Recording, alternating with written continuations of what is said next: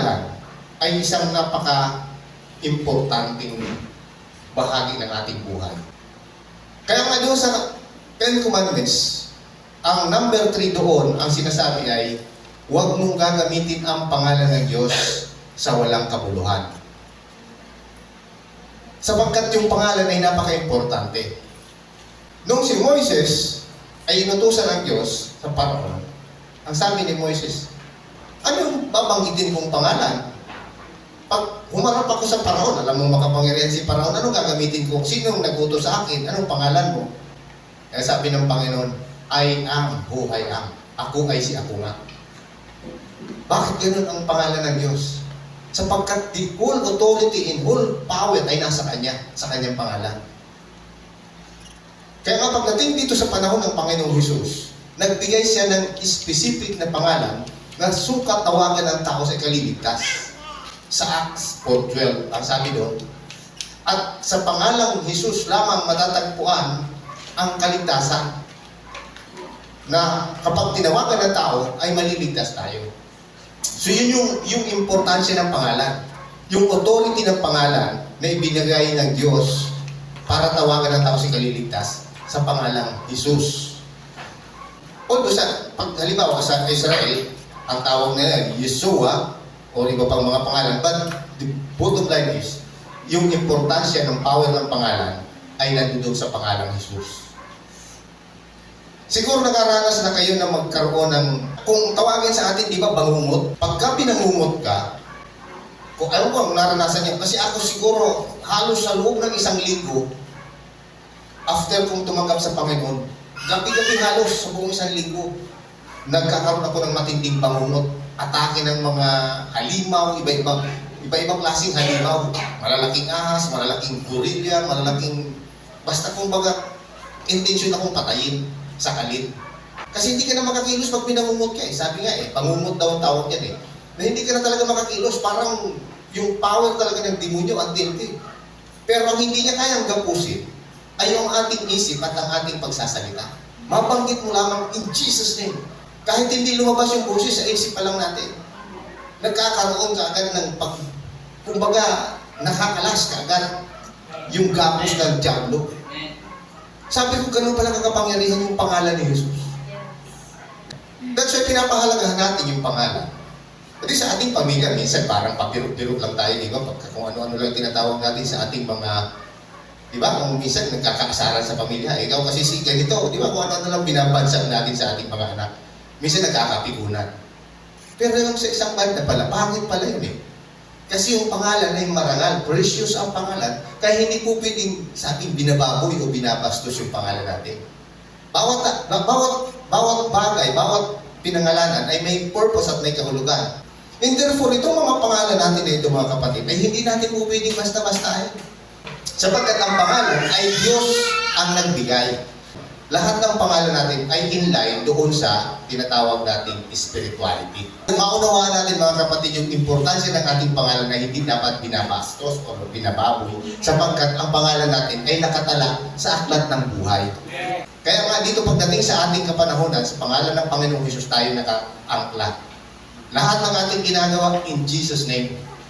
Kaya importante iniingatan natin yung ating pangalan sapagkat nakadikit na yung ating Panginoon sa atin. Kapag tayo yung Kristiyano na, nakadikit na yung pangalan ng Panginoon sa atin. Kaya lalo nating dubling ingatan yung ating pangalan sa lahat ng aspeto ng ating ginagawa. Kailangan yung pangalan natin ay glorify ang Diyos.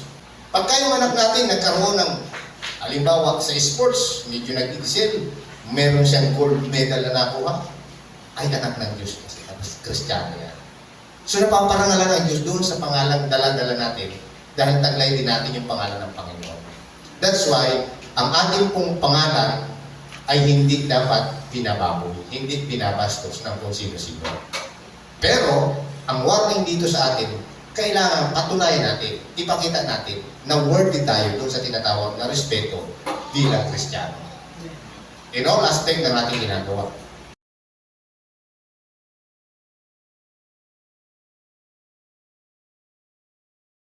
Mayad nga gabi kanitong tanan. Medyo ang katil ng mga ngirit pa yung mga anak sa Ginoo. Ano ba yan? Makapractice kita kayo sa kanya nalimog ang tultulan ng hindi sa Palawan, di ba? Praise the Lord. Miyerkules, araw na kung saan ang ating tawag nito, yung mga nag-uumapaw na kagalakan ay may pahayag natin, di ba? Salamat at bawat Miyerkules ay may naririnig tayong tagumpay, kagalingan, mga blessing, mga breakthrough, mga blessing. And sa totoo lang, pagka daw ang Diablo ay gusto nating magtagumpay, huwag nating ihayag yung kabutihan ng Diyos. Tagumpay siya. Pero kung gusto nating talunin ng Diablo, ipahayag natin sa pamamagitan ng testimony at sa dugo ng Panginoon, tatalunin siya. And therefore, napakahalaga yung testimony sa goodness ng Diyos. Kaya tama yung ginagawa natin at tuwing Miyerkules, binibigyan natin ng pagkakataon na maihayag yung mga pasasalamat sa mga blessing, sa mga victory na binibigay ng Diyos sa atin. At yan po ay, sabi nga i-appreciate natin, maliit man o malaki ang ibigay ng Panginoon. Samahan niyo muna ako sandali, manalangin. Dakilang Diyos, sa gabi pong ito, kami po ay nagpapasalamat sa lahat ng bagay na yung ginagawa sa aming mga buhay, Panginoon. Sa unti-unti, Panginoon, ay pinakikita mo tulad ng binabanggit ng aming mga kapatid ng mga patutuo. Tunay nga, O Diyos, na pinatutunayan mo lamang sa amin na ikaw ay hindi nagbabago mula noon hanggang ngayon, Panginoon. At ang iyong kabutihan ay kailanman ay hindi nagmaliw, Panginoon, sa amin. Maaari may pagkakataon na kami ay nangihina, ngunit dakilang Diyos ay pinararanas mo ito upang amin din namang maibahagi na matapos namin mapagtagumpayan ang mga bagay na ito, Diyos. Ay tunay nga masasabi namin, ikaw ay Diyos na nakita. Samahan niyo po kami, Panginoon, sa gabi pong ito, sa aming pong pagtalakay, sa mga mahalagang bagay na aming pong dapat na pag-aralan sa iyong mga salita. Ito yung natin sa pangalan ni Jesus. Amen na tayo. Mga kapatid, ang pangalan ay isang napaka-importanting bahagi ng ating buhay. Paano na lang pala kung wala tayong pangalan? Ano? Sa creation, sa Genesis chapter 2, matapos nilikha ng Diyos ang lahat ng bagay, ibinigay niya kay Adan yung authority na magbinyag. Pagbinyag kasi di ba yung pagbibigay ng pangalan? Kasi sa ating nakakagis na natin yung pagbibinyag, yung pagbibigay ng pangalan, di ba? Sa Genesis chapter 2, verse 19, if I'm not mistaken, ang sabi doon, matapos nilikha ng Diyos, binigay niya sa lalaki at kung anong itawag niya sa kanyang mga nilikha, yun ang mga magiging pangalan nito. Pag sinabi niya itong bituin na ito, ay itong maliit na liwanag ito, bituin, siguro yun ang tawag niya. Pagdating naman doon sa mga animal, pag sinabing ito manok, ito baboy, ito baka, ito kambing. So lahat yun, nalaman din natin yung mga pangalan na yun.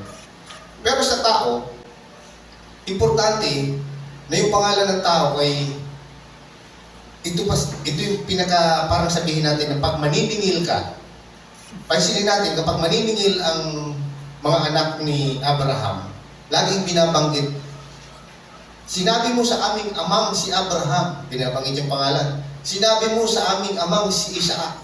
Sinabi mo sa aming amang si Jacob na ito ang gagawin mo sa amin. Pag naniningil, ang mga Israelita, ginagamit nila yung pangako ng Diyos doon sa mga pangalan na binabanggit.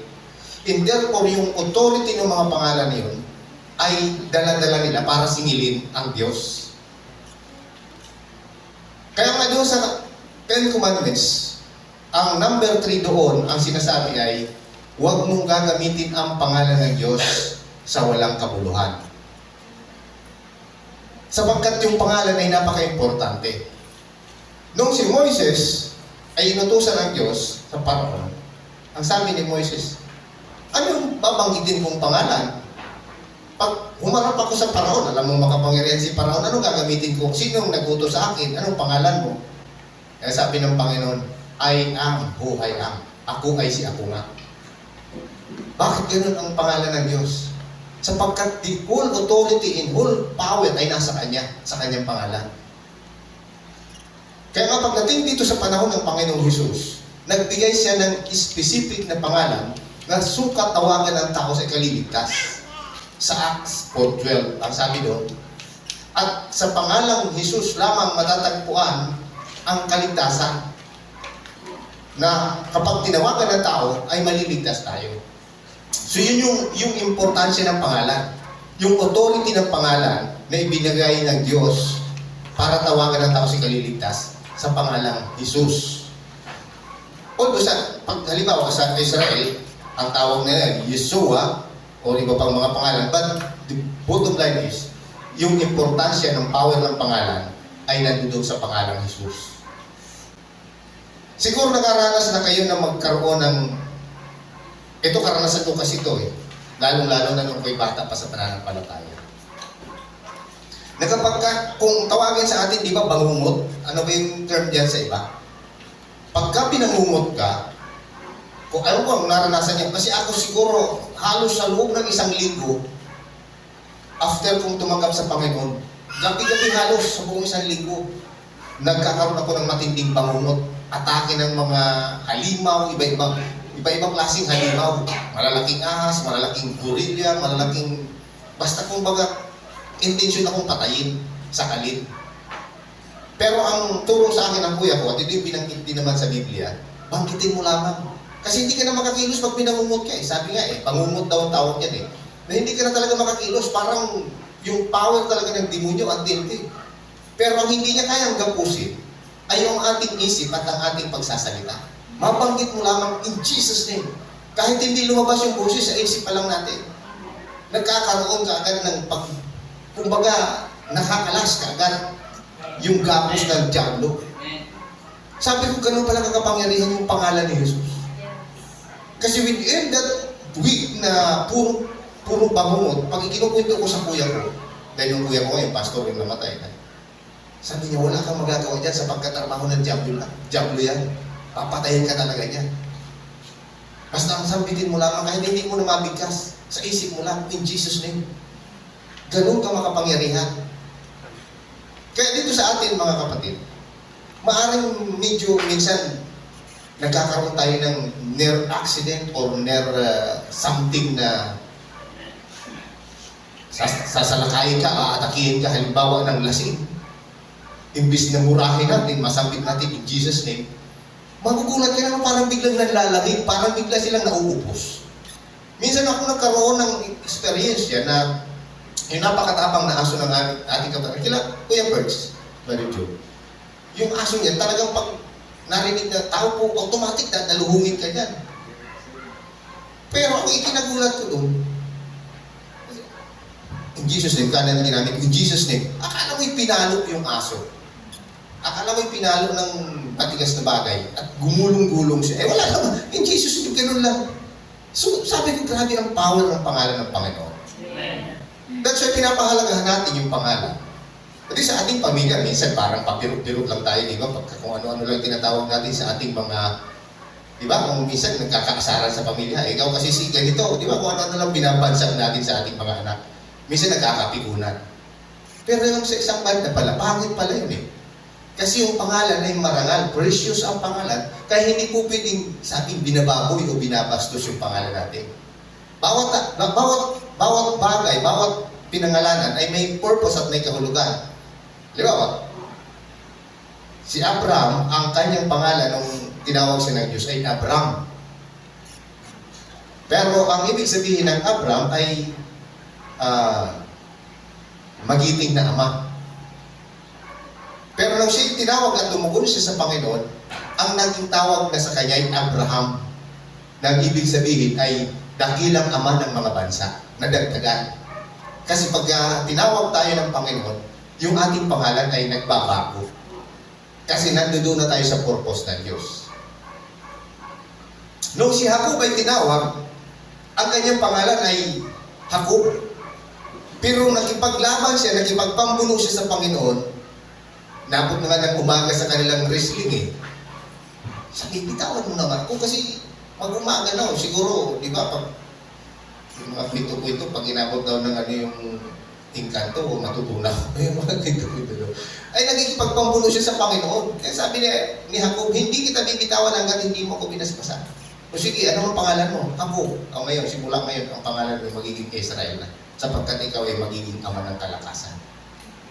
So pagka ikaw ay may tinawag ng Panginoon, may purpose ang pagkakatawag sa iyo ng Diyos, binabago niya yung pangalan. Si Sarah, ang kanyang pangalan dati ay Sarai. Simple lang, ang ibig sabihin, princess. Siya yung parang administrator ng palasyo. Pero kung ginawa na siyang Sarah, prinsesa siya ng maraming bansa. Dinagdagan siya sapagkat yun ang purpose ng Diyos sa kanilang pagkakatawag. Kaya kay Abraham naging Abraham, ang kay Sarai ay naging Sarah. At si Jacob, na dating ang ibig sabihin ng Jacob ay deceiver, madaya, talagang madaya nga si Jacob.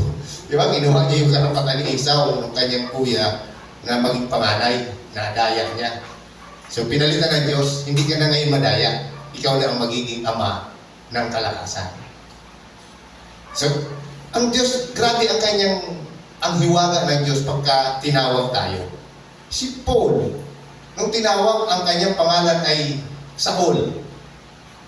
Hindi ko masyadong nang-aral kung ano ibig sabihin ng Saul. Pero nung siya tinawag, ang tawag sa kanya pala, ang kahulugan pala ng Paul ay maliit. Tama lang, Sir Paul, di ba? Maliit ka lang naman, pero humble. Yun ang kagandahan doon. Small but humble. O, di ba? Samantalang yung Jonathan, ang ibig sabihin ay gift of God. Talagang gift of God. Talagang gift of God ka. Tapos ginagamit ka ng Panginoon niya. And therefore, itong mga pangalan natin na ito, mga kapatid, ay hindi natin po pwedeng basta-basta. Ang pangalan ko ay pinagmamalaki ko. Bakit? Yung tatay ko ay Mario. Mario din ako. Ibig sabihin, yung tatay ko ay pinagmamalaki yung pangalan niya. Siguro tuwan-tuwa siya makita ako lang yung gwapo. Kasi wala kang mga kapatid ko. Wala pa sila sa bahay. Ako lang siguro na doon. Mario na rin yung pangalan ko dito. Kaya Mario din yung pangalan ko. Junior ako. Taas kamay ng mga junior. Lahat tayo mga junior na yung mga tikalon kasi pinagmamalaki tayo ng tatay natin. Kasi kung kinakanya yung pangalan niya, hindi din yung pangalan. Hindi na ipapangalan sa'yo. Ang pangit lang dito, Pastor Jun, yung sa nangyari kay Cesar Rodriguez sa Taytay. Di ba, nagdadasal, dasal di ba sa simbahan, sa Katoliko, gano'n ba tayo?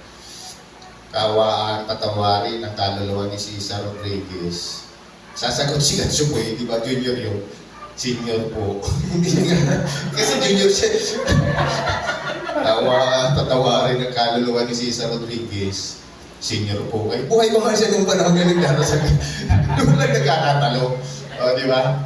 Pero dito sa atin, di ba? Sa bahay, pag mahal na mahal mo yung partner mo, anong tawag ni Sir Jojo? Hal, di ba? Mga hal. Nababago, no? Grabe pagmamahal. Pero kapag ako nagagalit na sa misis ko, sa Christina! Kurang! Hindi mo na! Pero ibig sabihin, patawarin ako na Diyos. Sapagkat parang nabababoy ko pala yun. Galit eh. Pero kung mahal na mahal mo, Han, sweetheart, hero, yung sa matatanda, mga giliw. Kasi, gano'n nila pinapahalagahan yung kanilang pangalan, yung kanilang partner. Kaya lang nawawala nga, di ba? Nawawala yung pangalan na, ano yung pangalan ni Mrs. Si Chichi? Hindi na Chichi. Ha? Saan yung gunting? Ha? Saan yung katam? Di ba? Nawawala. Pero ang importante dito mga kapatid, nakikita natin yung pagpapahalaga natin sa pangalan ng bawat isa. Sapagkat ang pangalan ay Diyos ang nagbigay. Tandaan natin mga kapatid na pagdating ng panahon, oras na tayo'y humarap sa Kanya, ang babasahin ay aklat ng buhay.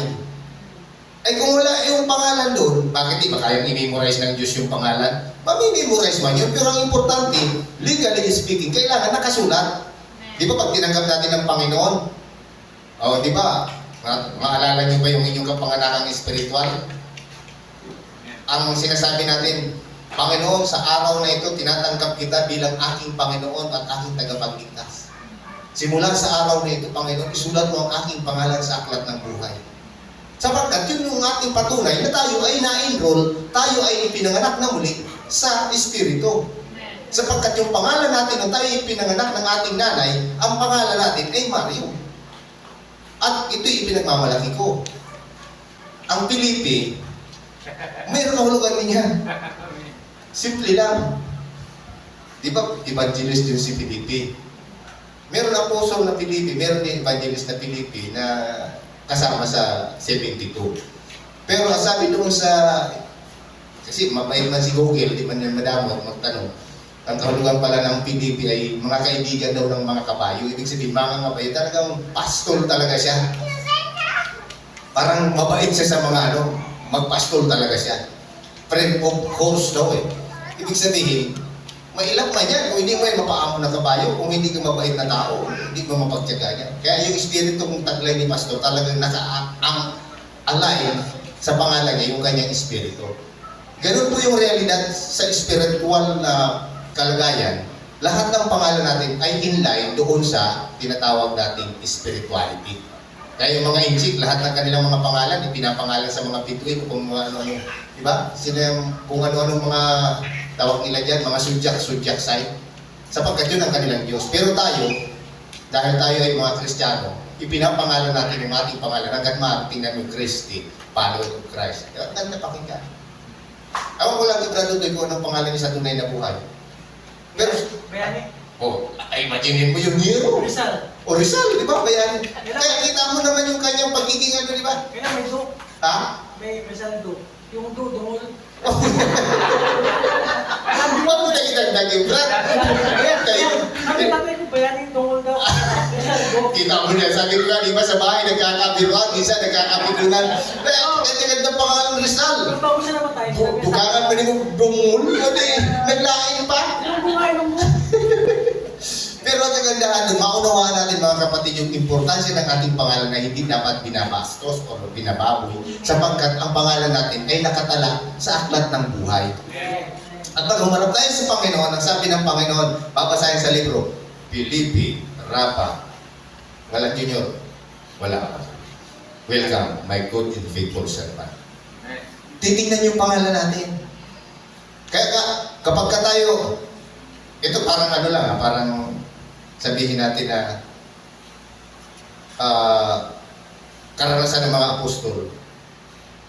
Habang sila ay nangangaral, pinahuli sila din ba ng mga high priest, ng mga Pariseo. At tinanong sila, kaninong otoridad kayo nangangaral? O mismo nga Panginoon mismo, kaninong authority ka nangangaral? Ang sabi ng Panginoon, sabihin niyo muna sa akin kung kaninong authority nanggagaling yung pagbabautismo ni Juan. Sabi naman ng mga Pariseo, ay hindi namin alam. Ay hindi ko rin sasabihin sa iyo. Nagsinungaling ba ang Panginoon? Hindi naman Alam niya yung authority niya galing sa Ama. Kaya nagbabautismo siya, nagpapagaling siya. Yung authority na binigay ni John the Baptist, galing din sa Ama. Pag sinabi kasi natin Diyos, I am who I am. Madaming attributes sa Diyos, di ba? I am who I am, Elohim, El Shaddai, so forth and so on. Kaya nga dito pagdating sa ating kapanahonan, sa pangalan ng Panginoong Hesus tayo nakaangkla. Lahat ng ating ginagawa in Jesus' name. Kaya importante iniingatan natin yung ating pangalan sapagkat nakadikit na yung ating Panginoon sa atin. Kapag tayo yung Kristiyano na, nakadikit na yung pangalan ng Panginoon sa atin. Kaya lalo nating dubling ingatan yung ating pangalan sa lahat ng aspeto ng ating ginagawa. Kailangan yung pangalan natin ay glorify ang Diyos. Pag sinambit ng pangalan, Pastor Felipe Rapa, ay pastor yan, anak ng Diyos. Ang respeto kaagad na doon sapagkat nakadikit na yung pangalan ng Panginoon sa atin. Lalo natin binibigyan ng pagpapahalaga sa lahat ng ating pakikipag-usap, sa lahat ng ating ginagawa, sa ating pagkaaral tulad ni Dustin. Di ba napaparangalan ng Diyos? May uno. Kristiyano yan, anak ng Diyos yan. Pagka yung anak natin nagkaroon ng, halimbawa sa sports, medyo nag-excel, meron siyang gold medal na nakuha, ay anak ng Diyos kasi Kristiyano yan. So napaparangalan ng Diyos doon sa pangalang dala-dala natin dahil taglay din natin yung pangalan ng Panginoon. That's why, ang ating pong pangalan ay hindi dapat binababoy, hindi binabastos ng kung sino-sino. Pero, ang warning dito sa atin, kailangan patunayan natin, ipakita natin na worthy tayo doon sa tinatawag na respeto bilang Kristiyano. In all aspect ng ating ginagawa. Meron kami biro-biro di ba gumagawa? Okay na yan, hindi man sa atin. Hindi pwede yun sapagkat liglit natin yung pangalan ng Panginoon. Kasi pag ginawa natin ni joker o parang basta-basta lang yung isang bagay, ang Panginoon ang nasasalaula. Kaya lahat ng ating bagay na gagawin ay ayon sa kung anong makapagbibigay ng glory sa Diyos. Yung ating pagkanta, no matter what it is, kung sintunado man tayo, pero ginagawa natin ito for the glory of God. testimony natin, ginagawa natin for the glory of God sapagkat yung ating Panginoon ay nakaakibat sa ating pangalan. At ang pangalan natin ito ay ating laging pinangangalagaan at minamahal sapagkat ang ating pangalan ang siyang nakatala sa aklat ng buhay na siyang hahatulan pagdating ng takdang panahon. So ganun lang. Pahalagahan natin ang ating pangalan at kung maniningil tayo sa Diyos, gamit din natin ang pangalan ni Abraham. Dahil pangako niya sa atin, ang sino mang magpala sa aking kaibigang si Abraham ay aking pagpapalain. Ang sino mang maghamak o magsumpa sa kanya ay susumpahin. Ganun kahalaga ang pangalan. May, tama kung pwede bang, di ba pag tinawag natin yung, siguro alam nito ni Brad Dudoy, anong tawag yung sa manok na babae? Di ba? Inahin. Yung lalaki, tanda. At yung mga sisiw, yung maliliit. O yun. Ang tawag sa kanila manok. Pero pag tinawag mo silang lahat, anong tawag natin sa kanila? Ha? Kuruka, di ba? Naglain pa. Parang ano lang, ano? Ibig sabihin doon, tinawag natin yan lahat. Kuruka eh. Tama yun, Brad? Ganun ba yun?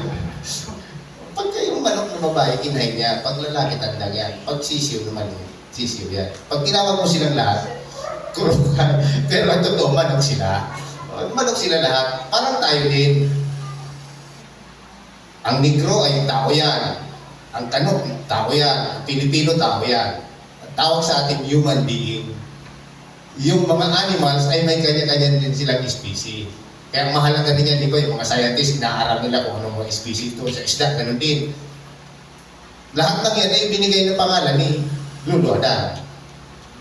Yung pangalan lang natin, ang sila tatay lang nagbigay. Pero ang mahalaga, naunawaan ni Brad Dudoy ngayon, pag tinawag ko yung manok, simple lang, crocodile lang. Wala nang maraming usapan yan. Pag pusa, ming-ming.